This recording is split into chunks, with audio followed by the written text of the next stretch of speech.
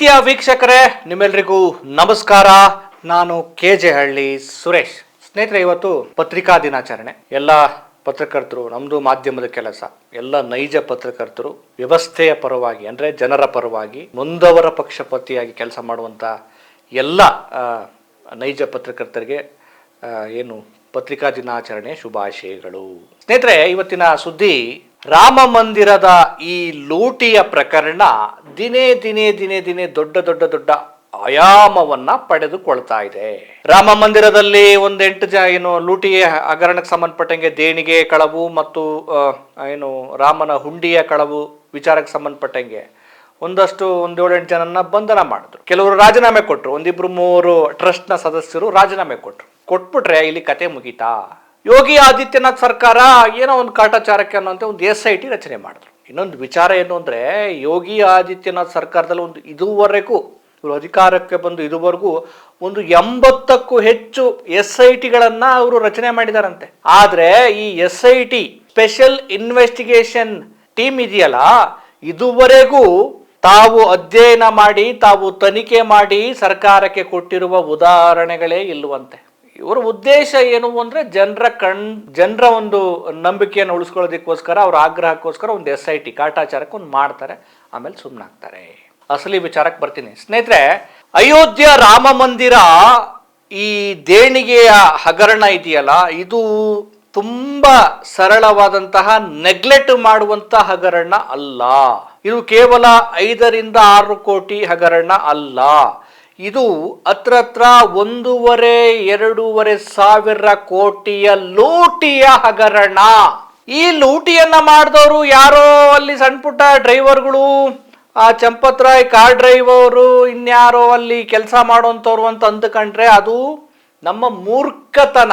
ಈಗ ಈ ಹಗರಣದ ಘಾಟು ನಂಟು ಎಲ್ಲಿಗೆ ತಳುಕಾಕಲ್ತಿದೆ ಅಂತಂದ್ರೆ, ಉತ್ತರ ಪ್ರದೇಶದ ಯೋಗಿ ಆದಿತ್ಯನಾಥ್ ಅವರ ಬುಡಕ್ಕೆ ಬರ್ತಾ ಇದೆ.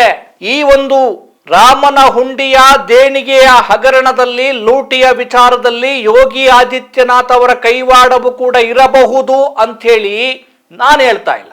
ಅಲ್ಲಿನ ವಿಪಕ್ಷ ನಾಯಕ, ಅಲ್ಲಿನ ವಿಪಕ್ಷಗಳು, ಅಖಿಲೇಶ್ ಯಾದವ್, ಸಮಾಜವಾದಿ ಪಾರ್ಟಿಯ ಮುಖಂಡ ಅಖಿಲೇಶ್ ಯಾದವ್ ಇಂಥದ್ದೊಂದು ಗಂಭೀರವಾದಂಥ ಆರೋಪವನ್ನ ಮಾಡ್ತಾ ಇದ್ದಾರೆ.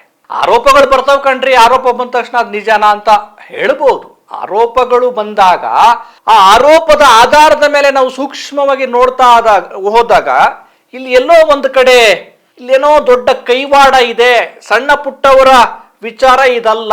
ಸಣ್ಣ ಪುಟ್ಟವರು ಇಂಥದ್ದೊಂದು ವಿಚಾರಕ್ಕೆ ಬರ್ತಾರೆ ಅಂತಂದ್ರೆ ಅದು ಅಷ್ಟು ಸುಲಭವಲ್ಲ. ದೊಡ್ಡವರ ಕೃಪಾ ಕಟಾಕ್ಷ ಇದ್ದಾಗಲೇ ಸಣ್ಣ ಪುಟ್ಟವರು ಯಾವುದೇ ಭಯ ಇಲ್ಲದೆ, ಅಳುಕಿಲ್ಲದೆ ಇಂಥ ಒಂದು ಘೋರ ಕೃತ್ಯವನ್ನ ಮಾಡೋದಕ್ಕೆ ಸಾಧ್ಯ. ನೋಡಿ, ಯೋಗಿ ಆದಿತ್ಯನಾಥ್ ಅವರ ಕೈವಾಡ ಇದೆ ಅಂತ ಹೇಳಿ ಯಾಕೆ ಅಖಿಲೇಶ್ ಯಾದವ್ ಅವರು ಹೇಳ್ತಿದ್ದಾರೆ ಅಂತಂದ್ರೆ, ಅವರೇ ಹೇಳ್ತಾರೆ, ಪದೇ ಪದೇ ರೆಕಾರ್ಡ್ ಬ್ರೇಕ್ ಮಾಡುವ ತರಹದಲ್ಲಿ, ಅಂದ್ರೆ ಒಂದು ದಾಖಲೆಯನ್ನ, ರಾಮ ಮಂದಿರ, ಅಯೋಧ್ಯ ರಾಮ ಮಂದಿರಕ್ಕೆ ಒಂದು ರೀತಿಯ ದಾಖಲೆಯನ್ನೇ ಸರಿಗಟ್ಟುವ, ದಾಖಲೆಯನ್ನೇ ಮುರಿದು ಹಾಕುವ ಲೆವೆಲ್ನಲ್ಲಿ ಯೋಗಿ ಆದಿತ್ಯನಾಥ್ ಅವರು ತಾವು ಅಧಿಕಾರಕ್ಕೆ ಬಂದ ನಂತರ, ದೇವಸ್ಥಾನವನ್ನ ಕಟ್ಟಿದ ನಂತರ ಪದೇ ಭೇಟಿ ಕೊಡ್ತಿದ್ದು ಯಾವ ಕಾರಣಕ್ಕೋಸ್ಕರ? ರಾಮನ ದರ್ಶನ ಪಡೆಯುವುದಕ್ಕೋಸ್ಕರವೋ ಅಥವಾ ಈ ಕಳ್ಳರ ಕರಾಮತ್ತಿನ ಮೇಲ್ವಿಚಾರಣೆಯನ್ನ ಮಾಡುವ ಸಲುವಾಗಿಯೋ ಅನ್ನುವಂಥ ಅನುಮಾನ ಈಗ ನಾವು ಸೂಕ್ಷ್ಮವಾಗಿ ನೋಡಿದಾಗ ಗೊತ್ತಾಗತ್ತೆ.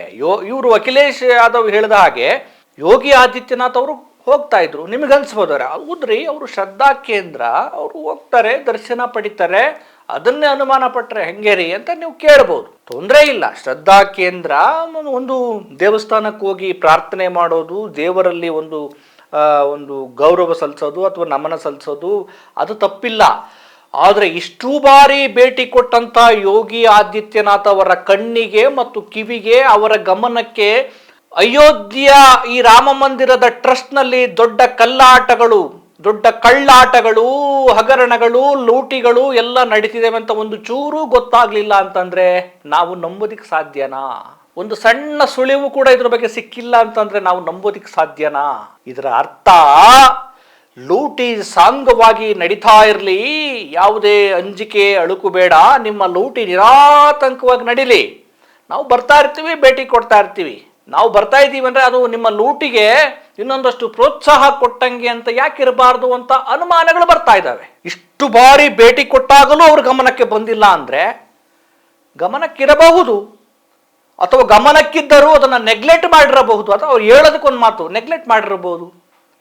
ಅಂತಹ ಅಯೋಧ್ಯೆ, ಅಂತಹ ಶ್ರದ್ಧಾ ಕೇಂದ್ರದ ಹಿಂದುತ್ವದ ಮೊದಲ ಅಂದರೆ ಹಿಂದುತ್ವವನ್ನೇ ಮೈಗೂಡಿಸಿಕೊಂಡಿರುವ ಯೋಗಿ ಆದಿತ್ಯನಾಥ್ ಅವರಿಗೆ ಅಯೋಧ್ಯೆಯಲ್ಲಿ ಇಂಥ ಭ್ರಷ್ಟಾಚಾರ ನಡೀತಿದೆ ಅಂತಂದರೆ ಅವ್ರಿಗೆ ಗೊತ್ತಾಗಲ್ಲ ಅಂತಂದರೆ ಯಾರಾದರೂ ನಂಬೋದಕ್ಕೆ ಮೂರ್ಖರಿದ್ದಾರೆ ಈ ದೇಶದಲ್ಲಿ?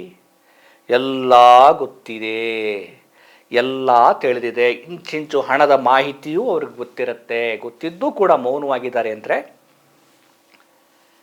ನಡಿಲಿ ಸ್ನೇಹಿತರೆ. ಇಷ್ಟು ದಿನ ನಾವು ಇತಿಹಾಸದ ಕಥೆಗಳನ್ನು ಓದುತ್ತಾ ಇದ್ವಿ. ಏನು, ಮೊಘಲರು ದಾಳಿ ಮಾಡಿದರು, ಮೊಘಲರು ನಮ್ಮ ದೇಶದ ಮೇಲೆ ದಾಳಿ ಮಾಡಿ ನಮ್ಮ ದೇಶದ ಸಂಪದ್ಭರಿತವಾದ ದೇವಸ್ಥಾನಗಳ ಮೇಲೆ ದಾಳಿ ಮಾಡಿ ಆ ದೇವಸ್ಥಾನಗಳನ್ನೆಲ್ಲ ವಿರೂಪಗೊಳಿಸಿ ಅಲ್ಲಿ ಸಿಕ್ತಿದ್ದಂತಹ ನಗ ನಾಣ್ಯ ವಜ್ರ ವೈಡೂರ್ಯ ಧನ ಕನಕ ಸಂಪತ್ತುಗಳನ್ನೆಲ್ಲ ಲೂಟಿ ಹೊಡ್ಕೊಂಡು ಹೋಗ್ತಾ ಇದ್ರು ಅಂಥೇಳಿ ನಾವು ಇತಿಹಾಸದ ಕಥೆಗಳನ್ನು ಇತಿಹಾಸದ ಸ್ಟೋರಿಗಳನ್ನು ಓದ್ತಾ ಇದ್ವಿ. ನನಗೀಗ ಅನಿಸ್ತಾ ಇದೆ, ಈ ಎಲ್ಲ ಇವರ ಹಿನ್ನೆಲೆಗಳನ್ನು, ಇವರ ದೇವಸ್ಥಾನಗಳ ಆಗ್ರಹಗಳನ್ನು ಮತ್ತು ದೇವಸ್ಥಾನ ಬಿಟ್ಟು ಬೇರೆ ಕಡೆ ಇವರು ಎಲ್ಲೂ ಹೋಗಲ್ಲ, ಬರೀ ಅಲ್ಲೇ ಜಾಂಡ ಹೊಡ್ಕೊಂಡು ಕೂರೋದನ್ನು ನೋಡಿದ್ರೆ ಈ ಮೊಘಲರು ಈ ನಮ್ಮ ದೇವಸ್ಥಾನಗಳ ಮೇಲೆ ದಾಳಿ ಮಾಡೋದಕ್ಕಿಂತ ಮುಂಚೆ ಇಲ್ಲೇ ಇರುವಂಥ ದೊಡ್ಡ ದೊಡ್ಡ ಹೆಗ್ಗಣಗಳು ನುಂಗಾಕಿರಬಹುದು ಅಂತ ಅನ್ಸತ್ತೆ ನನಗೆ. ಯಾಕಂದರೆ ಅಲ್ಲಿ ಎಷ್ಟು ದಾಳಿ ಆಯಿತು, ಅವರು ಎಷ್ಟು ಲೂಟಿ ಮಾಡ್ಕೊಂಡು ಹೋದ್ರು, ನಿಜವಾಗ್ಲೂ ಅವ್ರು ಲೂಟಿ ಮಾಡಕ್ಕೆ ಬಂದಾಗ ದುಡ್ಡು ಸಂಪತ್ತು ಇತ್ತ ಅಂತೇಳಿ ಕೇಳೋದಕ್ಕೆ ನಮಗೂ ಪ್ರಜ್ಞೆ ಇರಲಿಲ್ಲ, ಮತ್ತು ಅದು ಅವಾಗ ಮಾಧ್ಯಮಗಳು ಇರಲಿಲ್ಲ, ಗೊತ್ತೂ ಇರಲಿಲ್ಲ. ಏನೋ ಒಂದು ಕತೆ ಬರೆದ್ರು. ಅವರು ದಾಳಿ ಮಾಡಕ್ಕೆ ಬಂದಾಗ ಸಂಪೂರ್ಣವಾಗಿ ಇಲ್ಲೆಲ್ಲ ಸಂಪದ್ಭರಿತವಾದಂಥ ದುಡ್ಡು ಧನ ಕನಕ ವಜ್ರ ವೈಡೂರ್ಯ ಎಲ್ಲವನ್ನು ಕೂಡ ಬನ್ನಿ ಲೂಟಿ ಮಾಡ್ಕೊಂಡು ಹೋಗಿ ಅಂಥೇಳಿ ಕೊಡುವಷ್ಟು ಹೃದಯ ವೈಶಾಲ್ಯತೆಯನ್ನು ಈ ದೇವಸ್ಥಾನದಲ್ಲಿರುವಂಥವ್ರು ಮಾಡಿಬಿಡ್ತಾರೆ ಅಂತ ಅನ್ನೋದಕ್ಕೆ ನನಗೂ ನಂಬಿಕೆ ಇಲ್ಲ. ನನಗನ್ಸುತ್ತೆ ಈ ದಾಳಿಕೋರರು ಮೊಹಮ್ಮದ್ ಘೋರಿ, ಮೊಹಮ್ಮದ್ ಗಜ್ನಿ ಇಷ್ಟು ಸಲ ದಾಳಿ ಬಂದ, ಇಷ್ಟು ಸಲ ದಂಡಯಾತ್ರೆ ಮಾಡ್ದ, ಪದೇ ಪದೇ ಬರ್ತಾ ಇದ್ದ, ಲೂಟಿ ಮಾಡ್ತಾ ಇದ್ದಂತ ಇವ್ರು ಹೇಳ್ತಾರಲ್ಲ ಕತೆಗಳು, ನನಗನ್ಸುತ್ತೆ ಅವ್ರು ಬರೋದಕ್ಕಿಂತ ಮುಂಚೆನೇ ಇವರೇ ಅರ್ಧಕ್ಕರ್ಧ ಮುಕ್ಕಾಲು ಪಾಲು ಲೂಟಿ ಮಾಡ್ತಿದ್ರು ಅಂತ ಕಾಣುತ್ತೆ. ಯಾರು ಕೇಳ್ಬೇಕ್ರಿ? ಎಷ್ಟು ಲೂಟಿ ಆಯಿತು, ಇವರೆಷ್ಟು ತಾಂಡೋದ್ರು, ಇವರೆಷ್ಟು ಹೊಡೆದ್ರು ಅಂತ ಯಾರಿಗೆ ಗೊತ್ತಾಗಬೇಕು? ಯಾಕೆ ಈಗ ಇಂಥದ್ದೊಂದು ಅನುಮಾನ ಬರುತ್ತೆ ಅಂದರೆ ಇವನ್ನೆಲ್ಲ ನೋಡಿದಾಗ ಗೊತ್ತಾಗತ್ತೆ. ಇವರ ಹಿನ್ನೆಲೆಗಳು, ಇವರ ಪರಂಪರೆಗಳು, ಇವರ ದೇವಸ್ಥಾನದ ಆಗ್ರಹಗಳು. ದೇವಸ್ಥಾನವೇ ನಮ್ಮದ ಮೊದಲೆಲ್ಲ ಪ್ರಭುತ್ವ ಯಾವುದು ಅಂದರೆ ದೇವಸ್ಥಾನಗಳು, ಗರ್ಭಗುಡಿಗಳು ಭಾಳ ಇಷ್ಟ ಇವ್ರಿಗೆ. ಯಾಕೆ ಅಂದರೆ ಅಲ್ಲಿ ಎಲ್ಲ ಸಿಗುತ್ತೆ. ಗರ್ಭಗುಡಿಗೆ ಪ್ರವೇಶ ಇಲ್ಲ. ಯಾಕೆ ಅಂದರೆ ನಾವು ಮಾತ್ರ ದೇವರ ಹತ್ರ, ನಾವು ದೇವರ ಜೊತೆ ಏಜೆಂಟ್ರು ಯಾರು ಅಂದರೆ ಇವರೇ. ಇಷ್ಟು ಲೂಟಿಗಳನ್ನು ಅವರು ಮಾಡಿದ್ದಾರೆ ಅಂತ ನನಗೆ ನಂಬಕ್ಕಿಲ್ಲ. ಮಾಡಿರಬಹುದು, ಆದರೆ ಬಹುಪಾಲು ಲೂಟಿಗಳನ್ನು ಇವರೇ ಮಾಡಿರಬಹುದು. ಇದು ಒಂದು ಕತೆ ಸ್ನೇಹಿತರೆ. ಇನ್ನೊಂದು ಇಂಟ್ರೆಸ್ಟಿಂಗ್ ವಿಚಾರ ಹೇಳ್ತೀನಿ. ಈ ಚಂಪತ್ ರಾಯ್ ಇದಾರಲ್ಲ, ಈ ಚಂಪತ್ ರಾಯ್ ಈ ಟ್ರಸ್ಟ್ನ ಈ ನೋಡಿ ದೇವಸ್ಥಾನ ಕಟ್ಟೋದಕ್ಕೆ ನಿರ್ಧಾರ ಮಾಡಿದ ನ್ಯಾಯಾಲಯದ ನಿರ್ದೇಶದ ನಂತರ ಮೋದಿಯವರು ಬರ್ತಾರೆ, ಪ್ರತಿಷ್ಠಾಪನೆ ಮಾಡ್ತಾರೆ, ಉದ್ಘಾಟನೆ ಮಾಡ್ತಾರೆ. ಇದೆಲ್ಲ ನೀವು ನೋಡಿದ್ದೀರಿ. ಆಮೇಲೆ ಯೋಗಿ ಆದಿತ್ಯನಾಥ್ ಸರ್ಕಾರ ಇದೆಲ್ಲ. ಈ ಟ್ರಸ್ಟ್ನಲ್ಲಿ ಯಾರು ಇರಬೇಕು ಅಂಥೇಳಿ ಆಯ್ಕೆ ಮಾಡೋದು ಯಾರನ್ನ ಗೊತ್ತಾ? ಪ್ರಧಾನ ಕಾರ್ಯದರ್ಶಿಯನ್ನಾಗಿ ಚಂಪತ್ ರಾಯ್ ಅವ್ರನ್ನ ಯಾಕೆ ಆಯ್ಕೆ ಮಾಡ್ತಾರೆ ಅಂದರೆ, ಚಂಪತ್ ರಾಯ್ಗಿರುವ ಒಂದೇ ಒಂದು ಏಕೈಕ ಮಾನದಂಡ ಏನು ಅಂದರೆ, ಚಂಪತ್ ರಾಯ್ RSSನ ಮುಖಂಡರು ಅನ್ನೋ ಕಾರಣಕ್ಕೋಸ್ಕರ ಅವರನ್ನು ಟ್ರಸ್ಟ್ನಲ್ಲಿ ತಂದು ಕೂರಿಸ್ತಾರೆ. ಇನ್ನೊಂದು ಇಂಟ್ರೆಸ್ಟ್ ವಿಚಾರ ಏನು ಗೊತ್ತಾ? ಚಂಪತ್ ರಾಯ್ ಅವರಿಗೆ ಭದ್ರತೆಯ ಸಲುವಾಗಿ, ಖಾಸಗಿ ಭದ್ರತೆಯ ಸಲುವಾಗಿ ಸುಮಾರು 400ಕ್ಕೂ ಹೆಚ್ಚು ಜನರನ್ನ ನೇಮಕ ಮಾಡ್ಕೊಂಡಿದ್ರಂತೆ. 400ಕ್ಕೂ ಹೆಚ್ಚು ಜನ ಖಾಸಗಿ ಭದ್ರತೆ. ಅದನ್ನ ಯಾರೋ ಬಿಹಾರದವರು RSS ಮುಖಂಡರು ಒದಗಿಸ್ತಿದ್ರು ಅಂತ ಹೇಳುತ್ತೆ.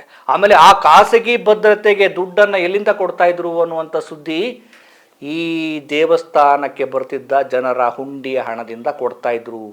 ಹತ್ತತ್ರ 1 ಕೋಟಿ ಖರ್ಚಾಗ್ತಿತ್ತು ತಿಂಗಳಿಗೆ ಅನ್ನುವಂಥ ವಿಚಾರ ಬರ್ತಾ ಇದ್ದಾವೆ, ಸ್ಫೋಟಕ ವಿಚಾರಗಳು. ಅಂದರೆ ಇವರು ಪ್ರಧಾನಮಂತ್ರಿನ ಚಂಪತ್ ರಾಯ್ ದೇಶದ ಗೃಹ ಸಚಿವನ, ಪ್ರಧಾನಮಂತ್ರಿಗೂ ಅಷ್ಟೊಂದು ಸೆಕ್ಯೂರಿಟಿ ಅಗತ್ಯ ಇದೆಯಾ? ಬಹಳ ಗನಂದಾರಿ ಕೆಲಸ ಮಾಡ್ತಾರೆ ಅಂತ ಇವರಿಗೆಲ್ಲ ಸೆಕ್ಯೂರಿಟಿಗಳು ಬೇಕಾ? ಖಾಸಗಿ ಸೆಕ್ಯೂರಿಟಿ ಅಗತ್ಯ ಯಾಕೆ? ಅಲ್ಲಿ ಟ್ರಸ್ಟ್ಗೆ ಯಾಕೆ ಸೇರ್ಕೊಂಡಿದ್ದೀರಾ, ಯಾಕೆ ಸೇರಿಸ್ತಾರೆ ಅಂದರೆ ಒಳ್ಳೆ ಕೆಲಸ ಮಾಡ್ರಪ್ಪ, ದುಡ್ಡು ಹೊಡಿಬೇಡ್ರಿ, ದುಡ್ಡು ಪೋಲ್ ಆಗಬಾರ್ದು, ಜನರು ಕೊಡುವ ಒಂದು ನಂಬಿಕೆಯ ಹಣ ವ್ಯರ್ಥ ಆಗಬಾರ್ದು, ಅದು ಸರಿಯಾದ ಕೆಲಸಕ್ಕೆ ವಿನಿಯೋಗ ಆಗಬೇಕು ಅಂಥೇಳಿ ಇವ್ರು ನೇಮಕ ಮಾಡಿರ್ತಾರೆ. ಆದರೆ ಇವ್ರು ನೇಮಕ ಮಾಡಿರೋದು ಉದ್ದೇಶ ಬೇರೆ ಇದೆ, ನಮಗೆ ಹೇಳಿರುವ ಉದ್ದೇಶ ಬೇರೆ. ಇವರು ದೇವಸ್ಥಾನವನ್ನು ಕಟ್ಟಿರೋದು ಉದ್ದೇಶ ಏನು ಅಂದರೆ ದುಡ್ಡು ಹೊಡಿಯೋಕ್ಕೆ ರಾಮನ ಹೆಸರಲ್ಲಿ. ಆಮೇಲೆ ಟ್ರಸ್ಟ್ ಮಾಡಿರೋದು ಏನಕ್ಕಂದರೆ ತಮಗೆ ಬೇಕಾದವರು ತಮ್ಮ ಆಜ್ಞಾನುಸಾರ ತಮಗೆ ವಿಶ್ವಾಸ ಇರುವಂಥವ್ರು ಇದ್ದು ಅವರು ಆರಾಮಾಗಿ ದುಡ್ಡು ಹೊಡ್ಕೊಳ್ಳಿ ಅಂತ. 400 ಸೆಕ್ಯೂರಿಟಿ, ಖಾಸಗಿ ಸೆಕ್ಯೂರಿಟಿ, ಇಷ್ಟೆಲ್ಲ ನಡೀತಾ ಇದೆ. ಇಷ್ಟೆಲ್ಲ ನಡೀತಾ ಇದ್ರೂ ಕೂಡ ಈ ದೇಶದ ಪ್ರಧಾನಿಗಳು ನನಗೇನು ಸಂಬಂಧ ಇಲ್ಲ, ರಾಮ ಮಂದಿರವನ್ನು ಕಟ್ಟೋ ವಿಚಾರದಲ್ಲಿ ಇವರು ಬಹಳ ಅದರಲ್ಲಿ ಮುಳುಗೋಗ್ತಾರೆ. ಆ ಉದ್ಘಾಟನೆ ದಿನ ಏನು ಅದನ್ನು ನೋಡಬೇಕು, ಇವರೇ ಅದರಲ್ಲಿ ಇರ್ತಾರೆ, ಪ್ರಾಣ ಪ್ರತಿಷ್ಠಾನ ಎಲ್ಲದರಲ್ಲೂ ಇವರೇ ಇರ್ತಾರೆ. ಆ ದೇವಸ್ಥಾನದಲ್ಲಿ ಲೂಟಿ ಆಗ್ತಾ ಇದೆ ಮಾತಾಡಪ್ಪ ಅಂದರೆ ಮಾತಾಡ್ತಾ ಇಲ್ಲ. ಅದರಲ್ಲಿ ಯೋಗಿ ಆದಿತ್ಯನಾಥ್ ಅವರ ಕೈವಾಡ ಇದೆ ಅಂತೇಳಿ ವಿರೋಧ ಪಕ್ಷಗಳು ಆರೋಪ ಮಾಡ್ತಾ ಇದ್ದಾವೆ. ಅದಕ್ಕೆ ಸ್ಪಷ್ಟನೆ ಕೊಡ್ರಯ್ಯ ಅಂದರೆ ಅದಕ್ಕೆ ಮಾತಾಡೋರೇ ಇಲ್ಲ. ಅಲ್ಲಿಗೆ ದೇವಸ್ಥಾನದ ಉದ್ದೇಶ ಲೂಟಿ ಮಾಡುವ ಉದ್ದೇಶ, ಜನರ ಧಾರ್ಮಿಕ ಭಾವನೆಗಳನ್ನು ದುರ್ಬಳಕೆ ಮಾಡೋ ಉದ್ದೇಶ. ಯಾರೋ ಒಬ್ಬರು ಲೀಡ್ರು, ಒಬ್ಬ ಪ್ರಜ್ಞಾವಂತರು ಒಂದು ಒಳ್ಳೆ ಕಾಮೆಂಟ್ ಹಾಕಿದ್ದಾರೆ, ಒಂದು ಸ್ಟೇಟ್ಮೆಂಟ್ ಕೊಟ್ಟಿದ್ದಾರೆ. ಈಗ 5 ವರ್ಷ ದೇವಸ್ಥಾನ ಉದ್ಘಾಟನೆಯಾಗಿ ಏನೋ ಇಷ್ಟು ವರ್ಷ ಆಗಿದೆ, ಈಗ ರಾಮ ಮಂದಿರದಲ್ಲಿ ಹಣ ಆಮೇಲೆ ವಜ್ರ ವೈಡೂರ್ಯ ಕಳವಾಗಿದೆ. ಇನ್ನು ಸ್ವಲ್ಪ ದಿನ, ಇನ್ನೊಂದು 10ನೇ ವರ್ಷದ ಆಚರಣೆಗೆ ರಾಮನೂ ಕಳವಾಗ್ಬೋದು. ಬಹುಶಃ ರಾಮ ಚಿನ್ನದ ಮೂರ್ತಿ ಆಗಿದ್ರೆ, ಚಿನ್ನದ ಅಂದರೆ ರಾಮನಿಗೆ ಹಾಕಿರೋ ಒಡವೆಗಳು ಕೂಡ ಖಾಲಿ ಆಗ್ಬೋದು. ರಾಮ ಪೂರ್ತಿ ಚಿನ್ನದ ರಾಮ ಆಗಿದ್ರೆ ಇಷ್ಟೊತ್ತಿಗೆ ನೆಕ್ಸ್ಟ್ ರಾಮನು ಕೂಡ ಕಳುವಾಗ್ತಾನೆ. ಅಲ್ಲಿಗೆ